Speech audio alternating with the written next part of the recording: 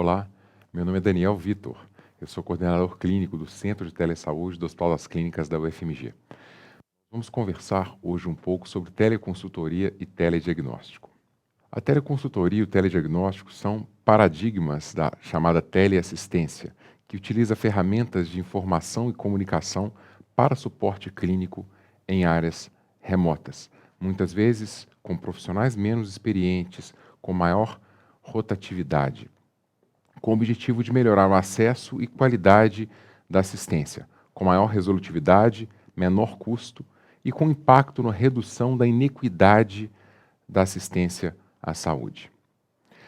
A teleconsultoria é definida como uma consulta registrada e realizada entre trabalhadores de saúde, profissionais e gestores por meio desses instrumentos de telecomunicação bidirecional, em geral com a finalidade de se esclarecer dúvidas sobre procedimentos clínicos, ações de saúde e questões relativas ao processo de trabalho. Didaticamente, as teleconsultorias podem ser subdivididas quanto à sua cronologia em teleconsultorias assíncronas ou offline e teleconsultorias síncronas ou online. Estas últimas, quando a interação entre os profissionais, gestores e trabalhadores de saúde acontece em tempo real. Quanto ao conteúdo, as teleconsultorias podem também ser classificadas em teleconsultorias assistenciais e educacionais. As teleconsultorias assistenciais são aquelas que debatem questões relacionadas ao atendimento de um indivíduo dentro do sistema de saúde. Já as teleconsultorias educacionais, elas atendem e respondem dúvidas genéricas sobre temas, assuntos ou quaisquer outras questões não diretamente relacionadas a um atendimento de saúde. O telediagnóstico, por sua vez, é definido como um serviço de apoio ao diagnóstico, em que os exames são realizados num ponto remoto e então enviados para a emissão de um laudo na outra ponta por um especialista, utilizando as mesmas tecnologias de informação e de comunicação.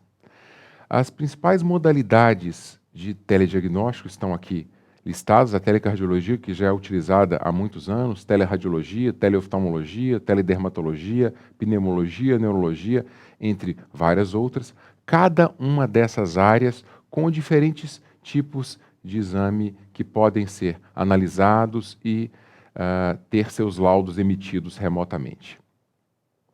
Historicamente, ao longo dos últimos anos, o Brasil vem vivenciando um aumento da cobertura das equipes de saúde da família na atenção primária, o que criou um campo bastante favorável para a utilização da teleconsultoria e telediagnóstico. Nesse sentido, o Estado de Minas Gerais reproduz, pelo menos em parte, a realidade brasileira, com uma extensão territorial bastante grande, um grande número de municípios, muitos deles com populações pequenas e com serviços de saúde sem estrutura suficientemente complexa para atender toda a demanda à saúde, o que abre a perspectiva de se utilizar teleconsultoria e telediagnóstico não só para qualificar, mas para dar acesso à saúde a esses habitantes.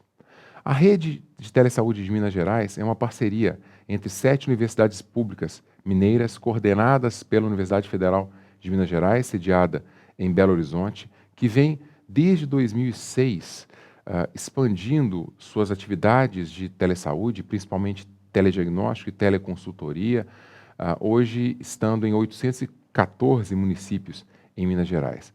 A nossa experiência desde o início foi muito intimamente ligada à teleconsultoria e ao telediagnóstico. Começamos pequenos como projeto embrionário de pesquisa em telecardiologia em 82 municípios e ramificamos para serviço e ensino em todas as especialidades de saúde e todas as áreas da própria medicina. Ramificamos da atenção básica para atenção especializada, urgência e emergência, clínicas e hospitais, e dos primeiros 82 municípios em Minas Gerais para hoje 814 municípios no estado e vários outros municípios em outros estados, como Roraima, Bahia, Mato Grosso, Ceará e mesmo o Acre.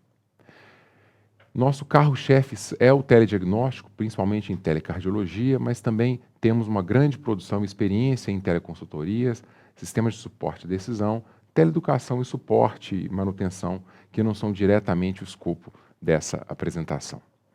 O telediagnóstico e teleconsultoria são aí carros fortes da nossa atuação dentro da rede de teleassistência de Minas Gerais, no telediagnóstico, principalmente a telecardiologia, com eletro, holter, mapa, mas também retinografia e espirometria. Na teleconsultoria, nosso modelo é predominantemente assíncrono, em que o profissional de saúde ou o gestor encaminha a sua dúvida por um sistema baseado na web, recebendo a resposta num prazo de 24 a 72 horas. Temos uma experiência em teleconsultoria síncronas para as emergências cardiológicas do teleeletrocardiograma no nosso estado. Todo o funcionamento dessas atividades de suporte clínico depende, obviamente, de contínuas auditorias e seguimento rígido a protocolos e normas que contribuem para a garantia de qualidade clínica. Nossa produção, resumidamente, ultrapassou recentemente 4 milhões de laudos de teleeletrocardiogramas, quase 130 mil teleconsultorias e quase 4 mil laudos de Holter e mapa e quase 5 mil retinografias, até mais recentemente. Aqui nós detalhamos o funcionamento do telediagnóstico em cardiologia, o teleeletrocardiograma, que funciona 24 horas por dia, 7 dias por semana, de forma descentralizada, com 3 a 5 cardiologistas que se revezam a cada turno, de modo que consigamos entregar os laudos de exames urgentes em até 10 minutos e aqueles laudos eletivos com uma média de 2 horas da solicitação. Como já comentado, os casos críticos de emergências cardiológicas são passíveis de teleconsultoria online, em que o ponto remoto acessa o nosso cardiologista para a discussão da melhor conduta para cada caso. Então, o que ocorre é que o exame é feito na ponta por um técnico treinado, o traçado é transmitido pelo nosso sistema e distribuído aos cardiologistas que atuam em todo o estado, devolvendo os respectivos laudos. É um sistema próprio, com uma série de funcionalidades que vão ser colocadas mais à frente, e, mais uma vez, a qualidade é garantida por auditorias contínuas que analisam um percentual significativo dos exames para controle de qualidade.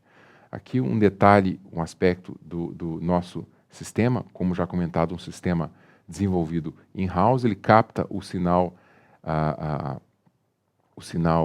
do digital do eletrocardiógrafo e o próprio software é capaz de fazer uma série de medidas, como cálculo do intervalo das ondas, da amplitude das ondas e muitas vezes já disponibilizando essas medidas automáticas para o cardiologista que tem à sua disposição um rol de diagnósticos já parametrizados que dependem, obviamente, da validação dessas medidas.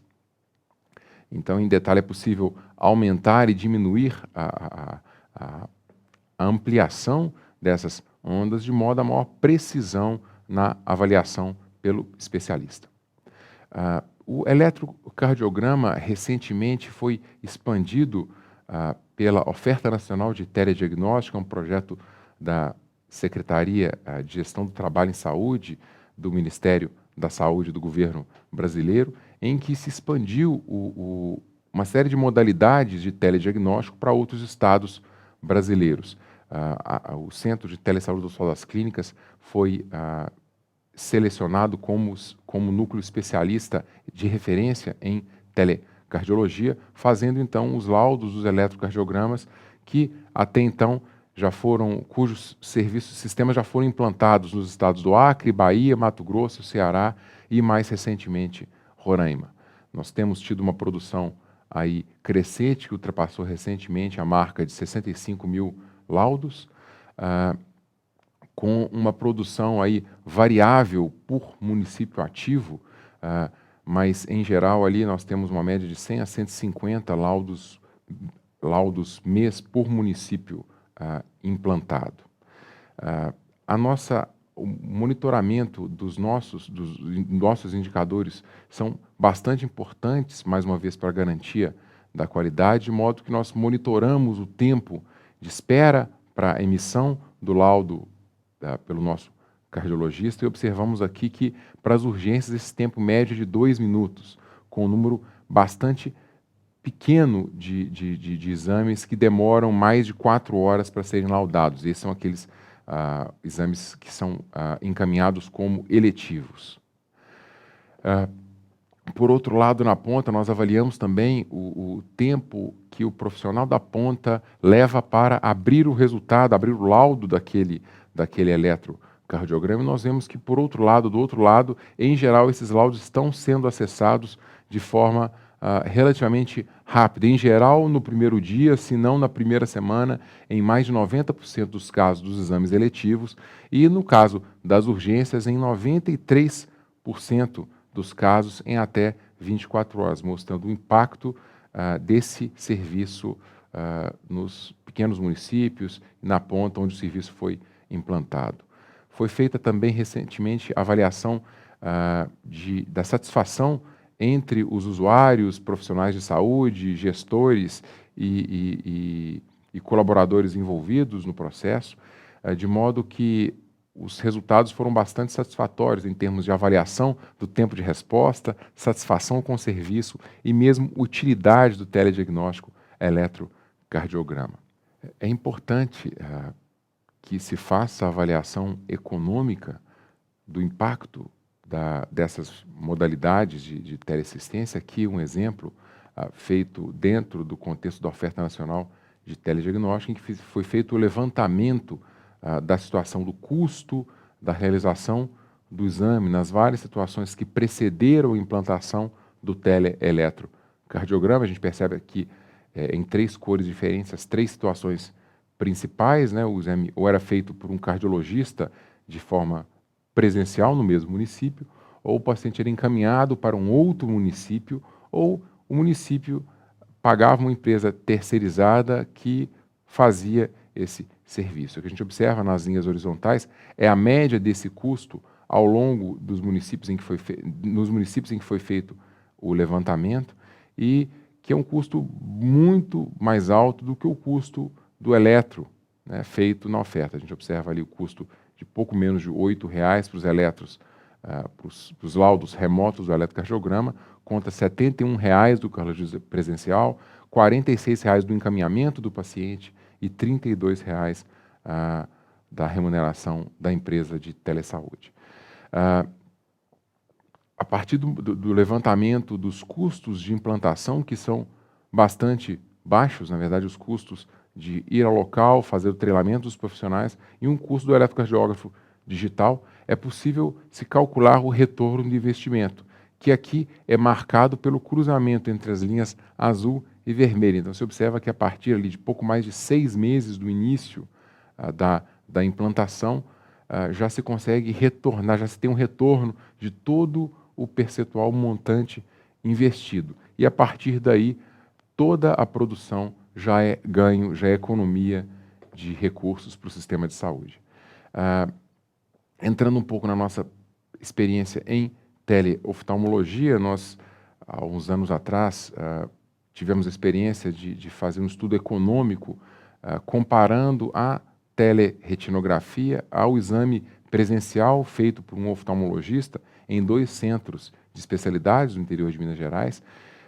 Essa foi, então, provada como alternativa viável, efetiva e com custo 95% menor do que a avaliação presencial, ampliando o acesso à avaliação do fundo de olho à população diabética.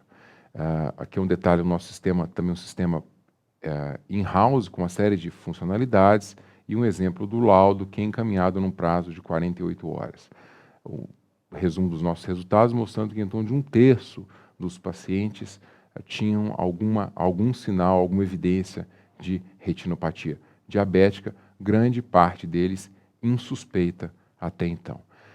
A teleretinografia trouxe alguns ganhos adicionais, como a redução rápida de filas de espera, relativamente comuns em municípios pequenos, a melhora da cobertura e qualidade da assistência a esses pacientes e, obviamente, a perspectiva de impacto, de um ganho financeiro adicional por diagnóstico e tratamento mais precoces da retinopatia, prevenindo a perda de visão, que tem consequências e custos enormes para a nossa sociedade. Passando para as teleconsultorias, como já comentamos, a teleconsultoria síncrona ou online é aquela em que a interação entre os profissionais de saúde se dá em tempo real.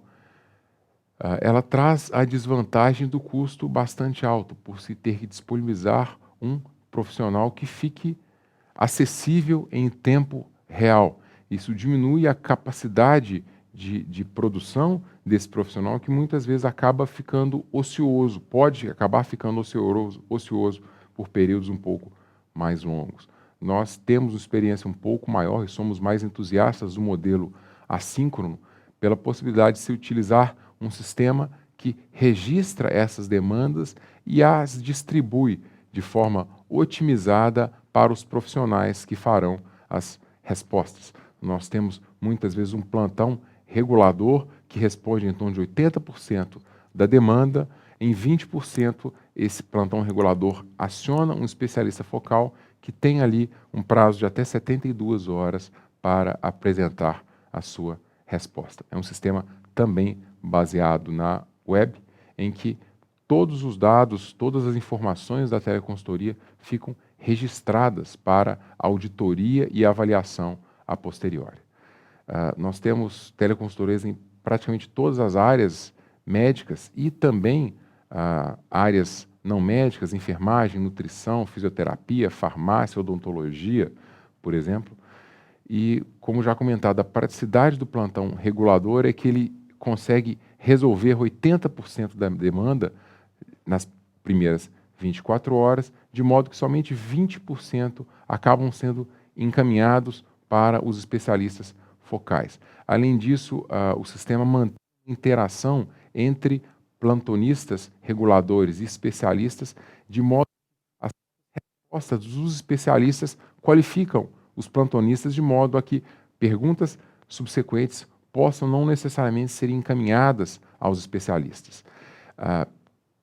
É possível que se faça, que se crie teleconsultorias diretas com especialistas, e temos alguma experiência a propósito das epidemias recentes, porque tem passado a América Latina, dengue, zika, chikungunya e febre amarela, em que disponibilizamos profissionais que podem dar suporte quase que imediato aos profissionais de saúde localizados na ponta e que atendem primariamente os pacientes acometidos por essas enfermidades. As auditorias dessas teleconsultorias são muito importantes. Nós temos auditores que fazem continuamente a avaliação dessas teleconsultorias, temos o método de ação de parâmetros que são avaliados, como a qualidade da resposta, objetividade, tamanho, ética, cortesia e gramática. E aqui são alguns exemplos dos resultados em que a gente percebe aqui, em verde, a avaliação, a pontuação, né, considerada aceitável, em amarelo, aquela pontuação que merece um acompanhamento, e em vermelho, a pontuação que é considerada inadequada. Aqui, para as várias especialidades testadas, o que se faz é que é dado um retorno para os teleconsultores, são feitos novos treinamentos e, eventualmente, até mesmo substituição do teleconsultor em caso de perfil inadequado, de incapacidade de se responder a essas auditorias. Obviamente, é importante que se faça uma reavaliação contínua desses critérios. As teleconsultorias podem ser também um termômetro importante da necessidade de se qualificar melhor os profissionais na atenção básica. Então, aqui é o exemplo do levantamento que fizemos aí da natureza das perguntas mais frequentes, e algumas dessas perguntas, aquelas mais recorrentes, podem suscitar outras medidas de teleeducação, de treinamento, web-aulas, que podem se servir para qualificar melhor aqueles profissionais nas unidades de saúde. Importante mostrar que nem sempre essas teleconsultorias são feitas no horário de trabalho, no horário comercial, em torno de aí, pouco mais de um quarto delas são feitas à noite e durante os finais de semana. É importante que nós acompanhemos o impacto, né, a eficiência das teleconsultorias, principalmente no tocante à redução do encaminhamento do paciente. Então, ao final da teleconsultoria, o nosso sistema coloca esse questionamento se a teleconsultoria foi capaz de evitar o encaminhamento do paciente e, em geral, 70% a 80% dos profissionais que utilizam o sistema afirmam que, de fato, o encaminhamento pode ser evitado. Há situações em que, de fato, o encaminhamento já não era evitável, mas aqui nós percebemos o poder que a teleconsultoria pode ter como ferramenta, não só de qualificação, mas diminuição de custo e de maior conveniência por redução do encaminhamento.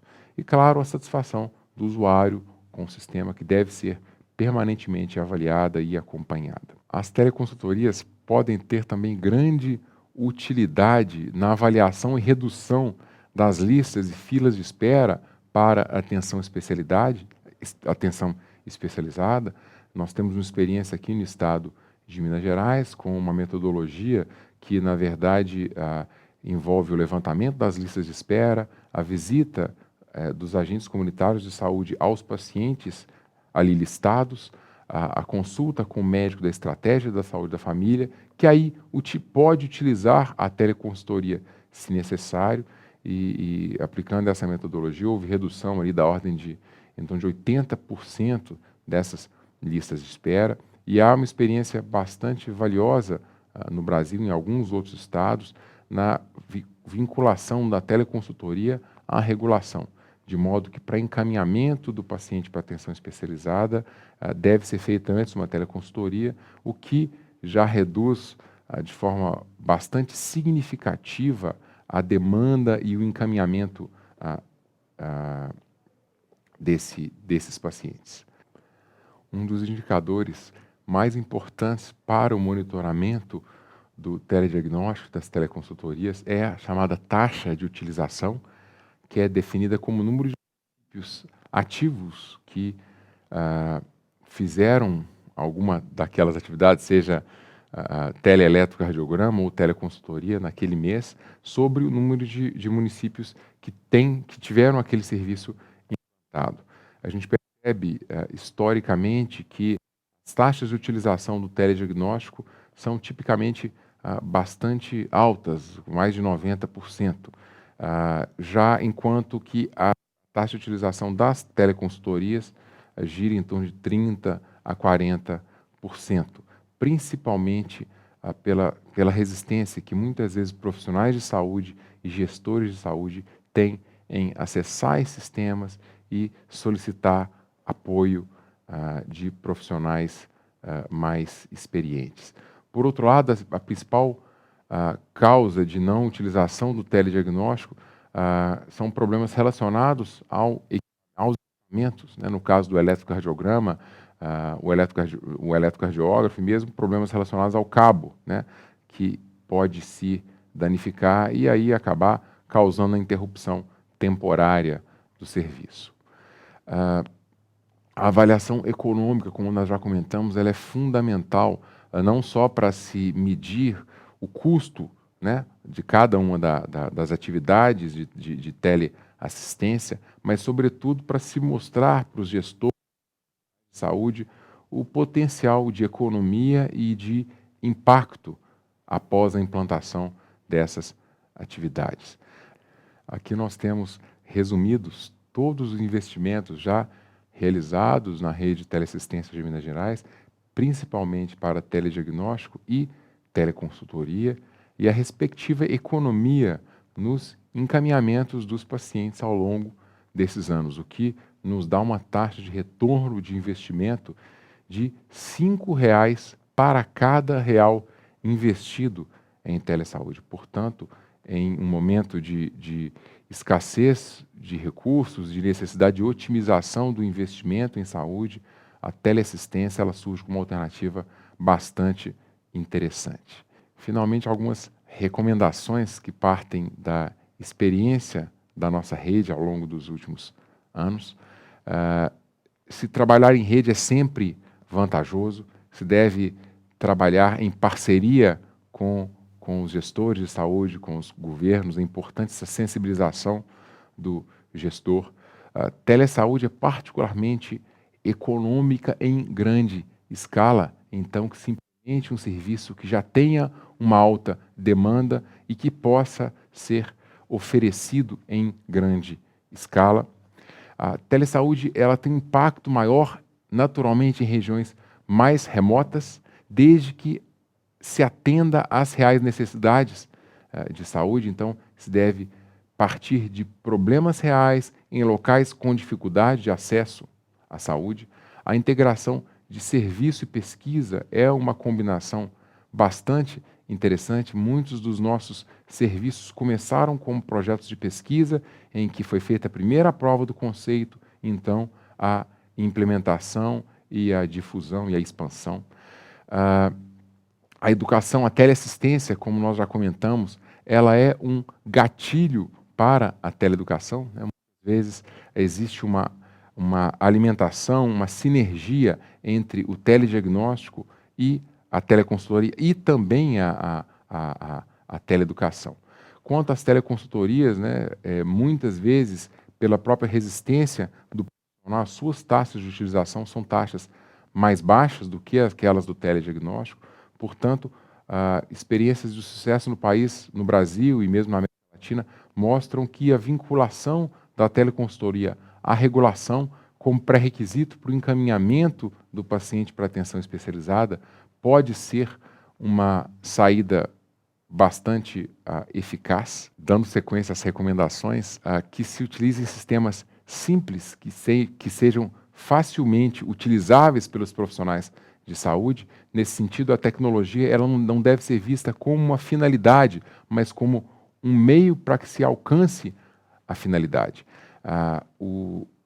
Obviamente, a preocupação com a qualidade, manutenção, auditoria desses serviços e que eles sejam feitos num tempo aceitável, né, que o tempo de resposta seja adequado. Telesaúde, embora envolva a tecnologia, ela depende, sobretudo, ela é humana, ela depende de relações humanas, então os encontros presenciais, a articulação com os usuários, profissionais, gestores de saúde, ela é muito importante para sensibilização, para compreensão das reais necessidades e, sobretudo, para se mostrar e se entender o impacto dessas modalidades na ponta, na atenção primária à saúde. E, finalmente, que se faça gestão baseada em indicadores, sempre com foco na minimização de custos. Mais uma vez, em momentos em que se fala em otimização de aplicação de recursos em saúde, a telesaúde surge como uma alternativa bastante interessante. E, não menos importante, paciência, perseverança e humildade. Dificuldades vão acontecer ao longo do caminho, mas são dificuldades que são inerentes à nossa condição humana e devemos nos esforçar para superá-las no dia a dia. Em conclusão, a teleconsultoria e o telediagnóstico são aí modelos paradigmáticos de suporte clínico em telesaúde. Eles perpassam por eles alguns princípios, como já comentado, de atuação em rede, foco em demandas reais, a utilização dessas tecnologias mais simples e baratas, atenção ao componente humano. Por melhor que seja a tecnologia, ela está sendo utilizada por seres humanos e o componente humano ele não deve ser negligenciado.